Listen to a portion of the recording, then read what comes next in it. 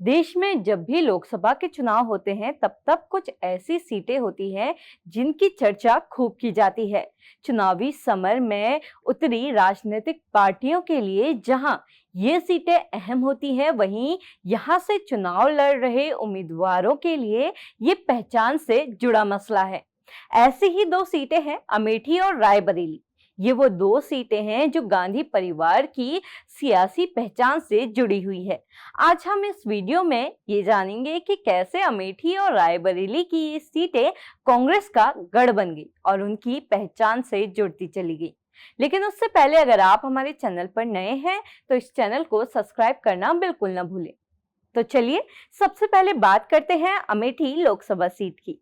साल 1967 में अस्तित्व में आई अमेठी लोकसभा सीट कांग्रेस के दिग्गज राजनेताओं की कर्मभूमि मानी जाती है। इस सीट से संजय गांधी, राजीव गांधी और सोनिया गांधी जैसे नेताओं ने अपने राजनीतिक कैरियर की शुरुआत की थी। वैसे आपको बता दें, 1967 से पहले अमेठी संसदीय सीट अस्तित्व में ही नहीं थी। दरअसल देश में 1952 में हुए पहले आम चुनावों में अमेठी सुल्तानपुर साउथ संसदीय सीट का हिस्सा थी। इसके बाद 1957 में इसे अमेठी के मुसाफिरखाना संसदीय सीट के अंतर्गत रखा गया। हालांकि साल 1967 में अमेठी एक अलग संसदीय सीट के तौर पर अस्तित्व में आई। साल 1957 में अमेठी लोकसभा सीट अस्तित्व में आई और इस नई सीट पर कांग्रेस के विद्याधर वाजपेयी सांसद बनकर आए। उस वक्त उन्होंने बीजेपी के गोकुल प्रसाद पाठक को 3665 वोटों के अंतर से हराया था। इसके बाद 1971 में विद्याधर वाजपेयी दोबारा अमेठी के सांसद बने। साल 1977 के लोकसभा चुनाव में सबसे पहली बार इस सीट पर गांधी नेहरू परिवार के संजय गांधी ने चुनाव लड़ा। लिहाजा उस वक्त आपातकाल और नसबंदी जैसे अभियानों से निराश जनता ने उन पर अपना विश्वास नहीं जताया और इस चुनाव में वो जनता पार्टी के रविंद्र प्रताप सिंह से हार गए। अब साल 1980 में ये गैर कांग्रेसी सरकार गिर गई, जिसके बाद एक बार फिर चुनाव हुए। इस बार भी दोनों विपक्षी संजय गांधी और रविंद्र प्रताप आमने सामने थे। इस चुनाव में संजय गांधी ने अपनी हार का बदला लेते हुए विपक्षी रविंद्र प्रताप को 1,78,545 वोटों के अंतर से हरा दिया। इस सीट पर ये गांधी परिवार की पहली जीत थी। आपको बता दें कि अमेठी की सीट को संजय गांधी की राजनीतिक जमीन माना जाता है। आपको ये जानकर हैरानी होगी कि साल 1971 के दौरान जब इस सीट पर विद्याधर वाजपेयी कांग्रेस पार्टी से सांसद थे तो उन्हें पता चला कि संजय गांधी राजनीति में आ रहे हैं। उस वक्त उन्होंने संजय गांधी को एक तौर से गोद लिया, साथ ही एक सार्वजनिक घोषणा भी की कि वो अपनी सीट संजय गांधी के लिए छोड़ रहे हैं। साल 1991 में संजय गांधी की हत्या हो गई। इसके बाद उनके करीबी सतीश शर्मा पर कांग्रेस ने विश्वास जताया। साल 1996 के चुनाव में सतीश शर्मा कांग्रेस के इस विश्वास पे खरे भी उतरे जब उन्होंने 40,000 वोटों से ये अमेठी सीट जीत ली। हालांकि इसके बाद साल 1998 के लोकसभा चुनाव में बीजेपी के संजय सिंह ने सतीश शर्मा को 23,000 के अंतर से हरा दिया। इसके अगले साल देश में एक बार फिर आम चुनाव हुए। इस बार कांग्रेस से खुद सोनिया गांधी पार्टी के अध्यक्ष के तौर पर मैदान पर उतरी और साल 1999 में सोनिया गांधी ने एक बार फिर इस सीट पर गांधी परिवार का परचम लहराया। बात करें राहुल गांधी की तो इनके भी चुनावी सफर की स्टार्टिंग इसी सीट से हुई थी।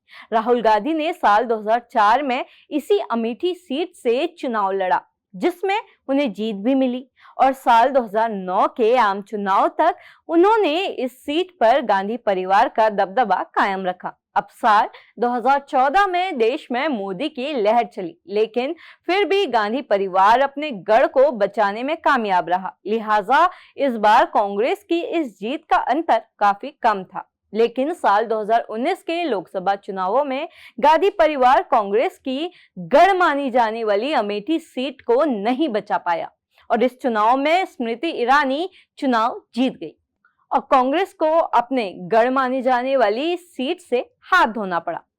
चलिए अब बात करते हैं रायबरेली सीट की। उत्तर प्रदेश में अमेठी और रायबरेली की सीटों की चर्चा सबसे ज्यादा की जाती है। देश में मोदी लहर के बाद भी राज्य की यही वो सीट थी जहां साल 2019 में कांग्रेस की सोनिया गांधी को जीत मिली थी। साल 1957 में अस्तित्व में आई रायबरेली सीट काफी हाई प्रोफाइल मानी जाती है। आपको बता दें कि साल 1951-52 के दौर में जब पहले लोकसभा चुनाव हुए, तब रायबरेली और प्रतापगढ़ को मिलाकर एक लोकसभा सीट थी।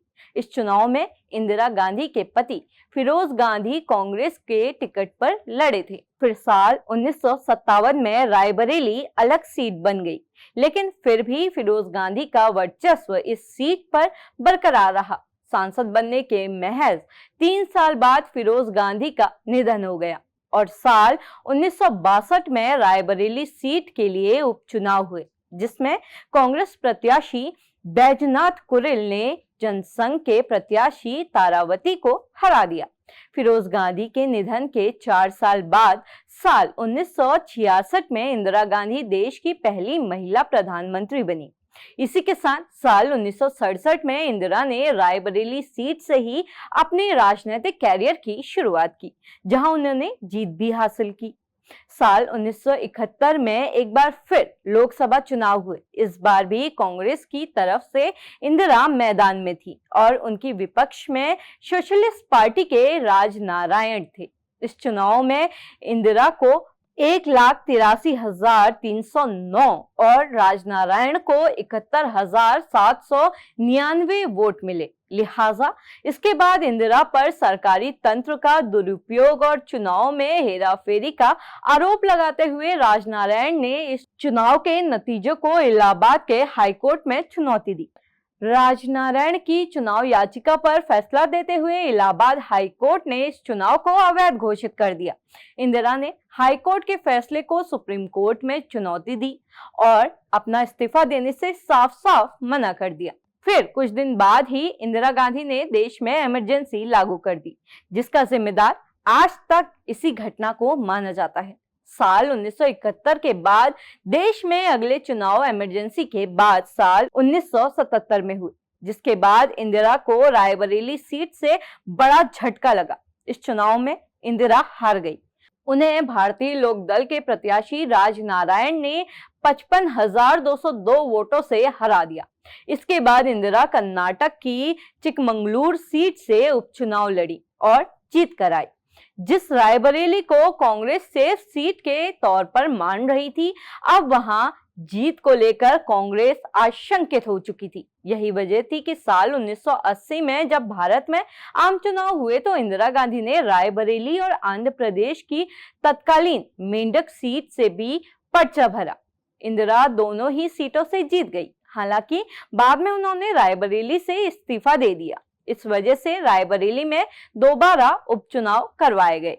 कांग्रेस ने यहां से गांधी परिवार के ही करीबी अरुण नेहरू को टिकट दिया। अरुण नेहरू चुनाव जीत गए। साल 1984 में हुए आम चुनावों में भी अरुण नेहरू का दबदबा इस सीट पर बरकरार रहा। साल 1989 में कांग्रेस ने इस सीट से नेहरू गांधी परिवार से ताल्लुक रखने वाली शीला कौल को टिकट दिया और वो जीत कर भी आई। साल 1996 के चुनावों में कांग्रेस ने रायबरेली सीट से शीला कौल के बेटे विक्रम कौल को उम्मीदवार बनाया, लेकिन ये कांग्रेस की सबसे बड़ी गलती साबित हुई, क्योंकि इस चुनाव में जीतना तो दूर, कांग्रेस मैदान से ही बाहर चली गई। इस चुनाव में भाजपा के अशोक सिंह ने बाजी मार ली। इसके बाद साल 1998 के आम चुनाव में भी भाजपा प्रत्याशी अशोक सिंह का दबदबा बरकरार रहा। इस चुनाव में कांग्रेस की उम्मीदवार शीला कौल की बेटी दीपा कौल थी और साल 1996 के चुनाव के तरह इस बार भी कांग्रेस प्रत्याशी दीपा की जमानत जब्त हो गई। लगातार 2 बार हारने के बाद 1999 के लोकसभा चुनावों में कैप्टन सतीश शर्मा ने इस सीट पर कांग्रेस को एक बार फिर जीत दिलाई। साल 2004 के चुनावों में सोनिया गांधी की रायबरेली सीट पर एंट्री हुई और इसके बाद कांग्रेस ने मानो ये सीट अपने नाम करा ली। रायबरेली की जनता लगातार सोनिया गांधी को चुनावों में जीत दिलाती रही। सोनिया गांधी और रायबरेली की सीट एक दूसरे की पहचान बन गई। साल 2004 के बाद 2006 के उपचुनाव, 2009, 2014 और 2019 में सोनिया गांधी ने लगातार 5 जीत हासिल की। 2014 के चुनावों में जब हर जगह मोदी की लहर का असर दिखाई दे रहा था, तब भी सोनिया गांधी ने यहां से 3,52,713 मतों के अंतर से बीजेपी के अजय अग्रवाल को हराया था। हालांकि 2019 के चुनाव में सोनिया की जीत का अंतर कम हो गया और 1,67,178 मतों के अंतर से सोनिया ने जीत हासिल की। हाल ही में सोनिया गांधी ने लोकसभा चुनाव न लड़ने का फैसला लिया है। उन्होंने रायबरेली की जनता को एक भावुक पत्र लिखा और रायबरेली और अपने रिश्ते को रेखांकित किया। आप देख रहे थे खबर उत्तराखंड। अगर आप हमें फेसबुक पर देख रहे हैं तो हमारे पेज को फॉलो करना बिल्कुल ना भूलें। अगर आप हमें यूट्यूब पे देख रहे हैं तो हमारे चैनल को लाइक, शेयर और सब्सक्राइब जरूर करें।